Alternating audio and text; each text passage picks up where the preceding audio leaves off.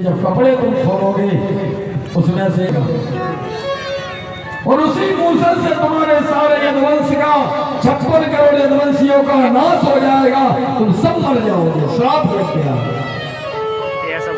कपड़े खोले, मूसल निकला। हमारा उग्रसेन को मालूम पड़ा, उग्रसेन ने मूसल को फिसवा करके समुद्र में फेंकवा दिया। लो अब कैसे नाश होगा? सारा मूसल राख हो गया, जल में समुद्र में फेंक दिया। एक लोहे का टुकड़ा बचा था, मछली के पेट में चला गया। मछली को मछुआरे ने पकड़ा, काटा, लोहे का टुकड़ा निकला। उस महेलिया ने वो लोहे का टुकड़ा अपने बाण की, धनुष बाण की नोक पे सजा लिया। और जो मूसल पिस गया था, वो पिसा हुआ मूसल समुद्र में फेंकने के बाद भी घास बन के प्रकट हो गया। ये होती है हो नहीं, घास बन गया।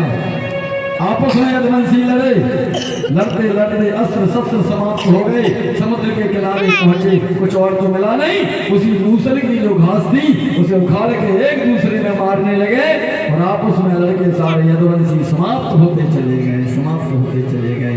56 करोड़ यदुवंशियों का परिवार धीरे धीरे विनाश की ओर चला गया। श्री बलराम जी महाराज जा रहे थे तीर्थ यात्रा में, नैमिषारण्य में पहुंचे हैं, जहां पे सूत जी महाराज भागवत सुना रहे थे। बलराम जी वहां से निकले भागवत के सामने से। सूत जी महाराज ने प्रणाम नहीं किया।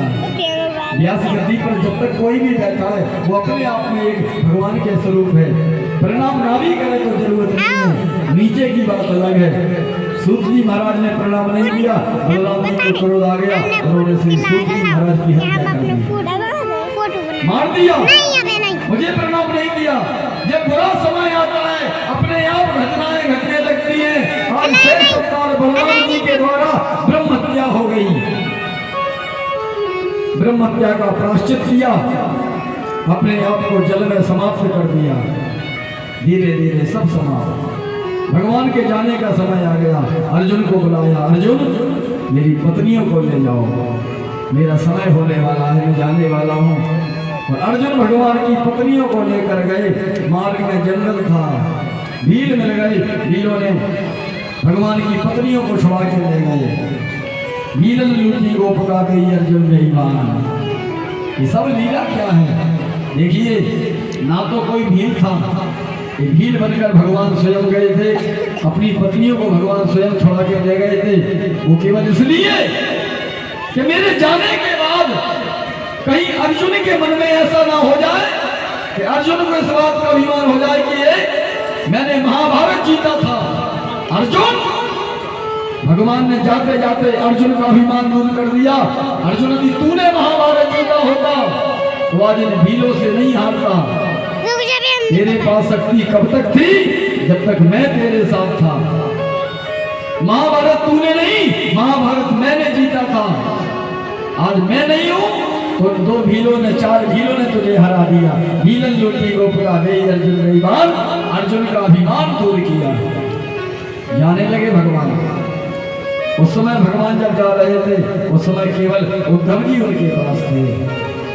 उद्धव जी ने कहा कि प्रभु जा रहे हो? वहां प्रभु, जाने से पहले इतना बता करके जाओ, अभी तक तो आपने संसार के लोगों की रक्षा की, कल्याण किया। आपके जाने के बाद कलयुग के जीवों का उद्धार कौन करेगा? कलयुग में आपका दर्शन कहाँ होगा? कलयुग के जीवों का दुख दूर कैसे होगा? ये बता करके जाओ, आप कहाँ मिलोगे? भगवान ने कहा, उद्धव देखो मेरी तरफ। और सबके सामने भगवान श्री कृष्ण के शरीर में से एक ज्योति निकली, एक तेज निकला। वो तेज, वो प्रकाश, वो ज्योति सारे संसार में उसने भ्रमण किया और अंत में भगवान श्री कृष्ण के शरीर का निकला वो तेज श्रीमद् भागवत महापुराण में समाहित हो गया। इसलिए ध्यान देना, ये भागवत कोई किताब नहीं है। श्रीमद् भागवतम शास्त्रम, साक्षात भगवान का रूप भागवत है, भगवान का रूप। भगवान जाने लगे, अंतिम समय भगवान का है। एक पैर पे दूसरा पैर रख करके भगवान लेटे थे। एक महेलिया ने, जिसके वो लोहे का टुकड़ा लगा था, तो सहेलिया ने भगवान के पैर को देखा तो उसे ऐसा लगा कि कोई पक्षी बैठा है, और पक्षी समझ करके धोखे से उस सहेलिया ने वो लोहे का टुकड़ा वाला बाण चलाया और जाकर के सीधा भगवान के पैर में लगा, पैर में लगा।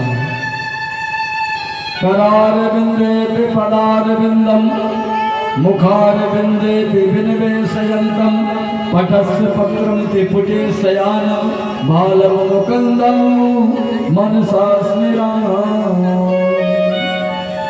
भगवान के पैर में लगा है, ध्यान देना। वैसे तो भगवान का जन्म होता है